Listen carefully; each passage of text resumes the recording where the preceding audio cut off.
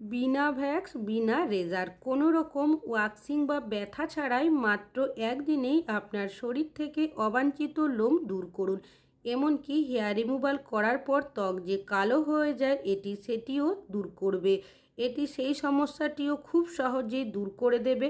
অবাঞ্ছিত লোমগুলো থেকে মুক্তি পেতে আমরা ওয়াক্সিং রেজার সহ আরও কত কিছুই যে ব্যবহার করে থাকি। আপনি যদি আপনার শরীর থেকে চিরস্থায়ীভাবে এই অবাঞ্ছিত লোম থেকে মুক্তি পেতে চান, তাহলে আমি আপনাদের কাছে এমনই একটা পাওয়ারফুল হোম রেমেডি শেয়ার করব, যেটা একবার ব্যবহার করলে আপনাদের অবাঞ্ছিত লোম তো পরিষ্কার হয়ে যাবে, তার পাশাপাশি আপনাদের ত্বক হয়ে যাবে মসৃণ ফর্সা, এমনকি উজ্জ্বল। লোম পরিষ্কার করার জন্য পার্লারে যাই, ভ্যাক্সিং বা থ্রেডিং করিয়ে নিয়ে আসি, এতে করে সময় নষ্ট হয়, টাকা পয়সা খরচ হয়, ব্যথা বেদনাও লেগে থাকে। তবে আপনারা যদি আমার ব্যবহার করার পদ্ধতিতে একবার রেমেডিটা ব্যবহার করেন, আপনাদের অবাঞ্ছিত লোম আপনারা চিরস্থায়ীভাবে দূর করে নিতে পারবেন।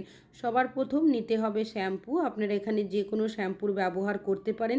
শ্যাম্পু আমরা চুল ক্লিন করার জন্য ব্যবহার করে থাকি, তবে অবাঞ্ছিত লোম দূর করার ক্ষেত্রেও খুবই কার্যকরী এই শ্যাম্পু।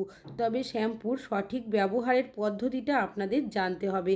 হেয়ার রিমুভাল করার পর ত্বকের মধ্যে অনেক সময় কালো স্পট দাগ পড়ে যায়, এটা কিন্তু সেই সমস্যাটিও দূর করবে।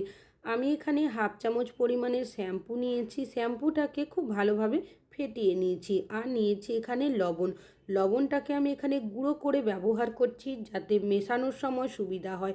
লবণ কি করবে, এখানে লোমের গোড়াটাকে অনেক বেশি আলগা করবে, যার কারণে যখন আপনারা অবাঞ্ছিত লোমটা তুলবেন, একটুও দেখবেন ব্যথা লাগবে না, খুব সহজেই উঠে আসবে।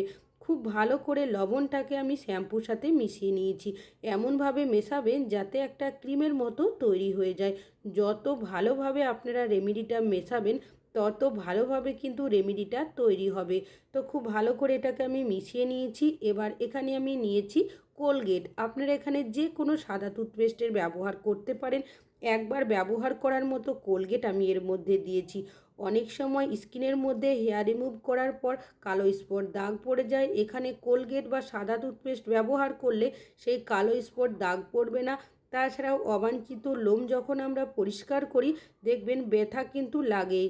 এটা কি করবে, অ্যানাস্থেসিয়ার মতো কাজ করবে, যার কারণে একটুও ব্যথা বেদনা লাগবে না। খুব ভালো করে এর সাথে আমি কোলগেটটাকে মিশিয়ে নেব। যত আপনারা এভাবে মেশাবেন, দেখবেন তত কিন্তু এটা ক্রিমের মতো তৈরি হয়ে যাবে। এবার নিয়েছি এখানে আমি লেবু। 1 চামচ পরিমাণের লেবুর রস আমি এর মধ্যে দিয়ে দেব। লেবুর রসে থাকে প্রচুর পরিমাণের ভিটামিন সি, যার কারণে ত্বককে অনেক বেশি উজ্জ্বল ও ফর্সা করে তুলতে সাহায্য করে। তাছাড়াও লেবুর রসে থাকে ন্যাচারাল ব্লিচিং প্রপার্টিস, যার ফলে ট্যানিং রিমুভ করতেও সাহায্য করে। খুব ভালো করে লেবুর রসটাকে এর মধ্যে মিশিয়ে নেব। এইভাবে যখন আপনারা মেশাবেন, দেখবেন মিশ্রণটা কিন্তু অনেকটাই ক্রিমের মতো তৈরি হয়ে যাবে। তবে এই রেমেডিটা আরও যাতে পাওয়ারফুল হয়ে যায়, তাই আরও একটা জিনিস কিন্তু এখানে মেশাতে হবে। তো এখানে আমি নিয়েছি ইনো। আপনারা এখানে ইনোর পরিবর্তে বেকিং সোডারও ব্যবহার করতে পারেন। হাফ চামচ পরিমাণের ইনো আমি এর মধ্যে দিয়েছি। তারপর এটাকে খুব ভালো করে মিশিয়ে নেব। যেহেতু এই মিশ্রণের মধ্যে আগে লেবুর রসের ব্যবহার করা হয়েছিল, তাই ইনো দেওয়ার পর যখন এইভাবে আপনারা মেশাতে থাকবেন, দেখবেন এই রেমেডিটা কিন্তু অনেক বেশি ফুলে উঠবে, ঠিক একটা ফোমের মতো তৈরি হয়ে যাবে। এইভাবে করে 1 মিনিট মতো খুব ভালোভাবে মিশিয়ে নিতে হবে। তো দেখতেই পাচ্ছেন এটা কিন্তু খুব ভালো করে ফেটিয়ে নিয়েছি, এটা অনেক বেশি ফুলে উঠেছে আর ক্রিমের মতো তৈরি হয়ে গেছে। তবে এটা ব্যবহার করার আগে আরও একটা কাজ আমাদের করতে হবে। এখানে আমি নিয়েছি একটা পাত্র, আর এখানে নিয়েছি ফিটকিরি। ফিটকিরি আপনারা যে কোনো দশকর্মার দোকানে পেয়ে যাবেন। তো ডাইরেক্ট ব্যবহার না করে এটাকে একটু গুঁড়ো করে ব্যবহার করবেন। আর দিয়ে দিচ্ছি কিছুটা পরিমাণের নর্মাল জল। তারপর চাইলে 1 থেকে 2 মিনিট এইভাবে ভিজিয়েও রাখতে পারেন, তবে আমি সাথে সাথে কিন্তু এটাকে মিশিয়ে নেব। এই ফিটকারি ভেজানো জলটা কী করবে, লোমের গোড়াকে অনেক বেশি আলগা করে তুলবে, যার কারণে আপনারা যখন অবাঞ্ছিত লোম তুলবেন খুব সহজেই দেখবেন অবাঞ্ছিত লোমের গোড়া আলগা হয়ে উঠে আসবে আর একটুও ব্যথা হবে না, এমনকি স্কিনের মধ্যে কোনো কালো স্পট দাগও পড়বে না। আপনারা যে জায়গার মধ্যে অবাঞ্ছিত লোম তুলবেন সেই জায়গার মধ্যে কি করবেন, প্রথমে ফিটকারি ভেজানো যে জলটা রয়েছে সেটা আপনারা লাগিয়ে দেবেন। এতে করে কি হবে, লোমের গোড়াটা অনেক বেশি আলগা হয়ে যাবে, যার কারণে অবাঞ্ছিত লোম যখন আপনারা তুলে পরিষ্কার করবেন খুব সহজেই উঠে আসবে। এইভাবে ফিটকারি ভেজানো জলটা লাগিয়ে 5 মিনিট মতো রেখে দেবেন। যখন হালকা একটু শুকিয়ে আসবে তারপর যে রেমেডিটা আপনারা বানিয়েছেন সেই রেমেডিটা এই জায়গার মধ্যে লাগিয়ে দেবেন। এইভাবে লাগিয়ে রেখে দেবেন আপনারা আরও 5 থেকে 10 মিনিটের জন্য। তো আমি 10 মিনিট মতো এইভাবে রেখে দিচ্ছি। 10 মিনিট পর হালকা যখন একটু শুকিয়ে আসবে আপনারা একটা কাপড়ের টুকরো নিয়ে নেবেন, লোমের যে গ্রোথটা রয়েছে তার উল্টো সাইড থেকে এইভাবে টেনে নেবেন, তাহলেই দেখবেন অবাঞ্ছিত লোম কিন্তু খুব সহজেই উঠে আসবে, একটুও ব্যথা লাগবে না। তাছাড়াও স্কিনের মধ্যে যাতে হেয়ার রিমুভ করার পর ত্বকের মধ্যে কোনো রকমের কালো স্পট দাগ না পড়ে, সেক্ষেত্রে আপনারা কি করবেন, ফিটকারি ভেজানো যে জলটা রয়েছে সেটা আবারও লাগিয়ে দেবেন। এতে করে কি হবে, আপনাদের স্কিনের মধ্যে কোনো রকমের কালো স্পট দাগ পড়বে না, একটুও ব্যথাও লাগবে না। এই পদ্ধতিতে আপনারা শরীরের অন্যান্য জায়গারও কিন্তু অবাঞ্ছিত লোম তুলে পরিষ্কার করে নিতে পারবেন।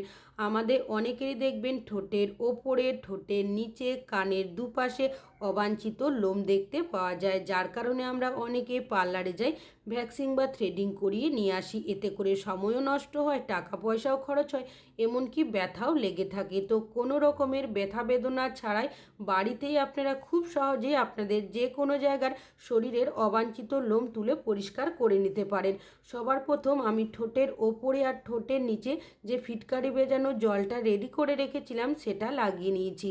এইভাবে করে আপনারা চাইলে কানের দুপাশেও কিন্তু ফিটকারি ভেজানো জলটা লাগিয়ে নিতে পারেন। যদিও আমার ঠোঁটের ওপরে, ঠোঁটের নিচে খুব বেশি অবাঞ্ছিত লোম নেই, তবে আপনাদের যদি থাকে এই পদ্ধতিতেই কিন্তু আপনারা পুরো রেমেডিটা ব্যবহার করবেন। তো 5 মিনিট মতো রেখেছিলাম, হালকা একটু শুকিয়ে এসেছে। তারপর যে রেমেডিটা বানিয়েছি সেটা আমি ঠোঁটের ওপরে, ঠোঁটের নিচে এইভাবে লাগিয়ে নিচ্ছি। অবাঞ্ছিত লোম আমাদের কারোরই ভালো লাগে না, যার কারণে আমরা অনেকে পার্লারে যাই, ভ্যাক্সিং বা থ্রেডিং করিয়ে নিয়ে আসি। এতে করে ব্যথাও লাগে, এমনকি হেয়ার রিমুভ করার পর ত্বকের মধ্যে দেখবেন কালো একটা স্পট দাগও পড়ে যায়। আপনারা যদি আমার ব্যবহার করার পদ্ধতিতে রেমেডিটা একবার ব্যবহার করেন, আপনাদের অবাঞ্ছিত লোম খুব সহজেই তুলে পরিষ্কার করে নিতে পারবেন। তাছাড়াও একটুও ব্যথা কিন্তু লাগবে না। এইভাবে করে চাইলে কানের দুপাশেও আপনারা কিন্তু রেমেডিটা লাগিয়ে নিতে পারেন।